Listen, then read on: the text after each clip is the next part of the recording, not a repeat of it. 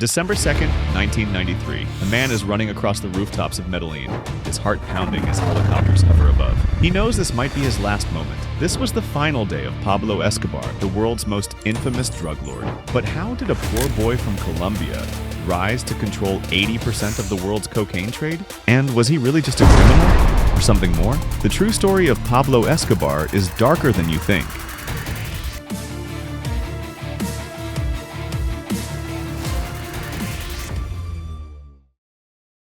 Pablo Escobar's final day was the culmination of a relentless 16-month manhunt by Colombian authorities, with the assistance of U.S. intelligence agencies. These 24 hours were marked by paranoia, critical mistakes, and a violent end. Last full night evening in the hideout, Escobar was hiding in a two-story row house in the Los Olivos neighborhood of Medellin, a relatively quiet middle-class area. He had been moving frequently, never staying in one place for long. His hideout had minimal security, reflecting his declining power. Only one bodyguard, Álvaro de Jesus Agudelo, known as El Limón, was with him. Escobar was exhausted and highly paranoid. He constantly feared betrayal, as the Colombian government had offered millions in rewards for information on his whereabouts. He barely slept, spending nights listening to a police scanner and making calls to his family. A fatal mistake. Escobar had managed to evade capture for over a year, partly because he was extremely cautious with communication. However, on the night of December 1st, he made a crucial mistake. He stayed on a phone call for too long.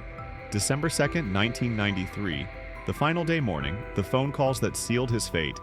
At around 9 a.m., Escobar made a long phone call to his son, Juan Pablo Escobar, who was in hiding with the rest of the family in Bogotá. During the conversation, he warned his son to be careful and spoke about his plans to escape Medellin. Unknown to him, Colombian intelligence, with help from U.S. Delta Force and the CIA, was tracking his calls using advanced radio triangulation technology. His call lasted nearly 5 minutes, long enough for the search block Bloc de Búsqueda, an elite Colombian police unit, to trace his exact location.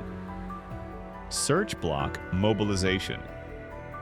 By 11:30 a.m., search block, led by Colonel Hugo Martinez, received confirmation of Escobar's location. A large force of police and military units, including intelligence officers and U.S. advisors, moved into position. Search Block planned a coordinated raid to eliminate Escobar before he could escape. A 600-man operation was launched, with a special 8-man assault team leading the charge.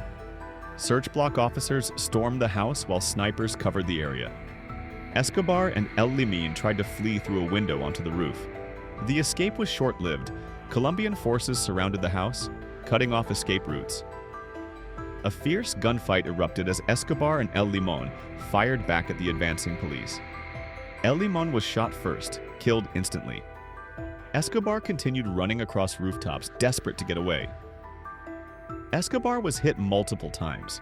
One bullet struck his leg, another hit his torso, likely damaging his lungs. The fatal shot entered behind his right ear, exiting through his left temple.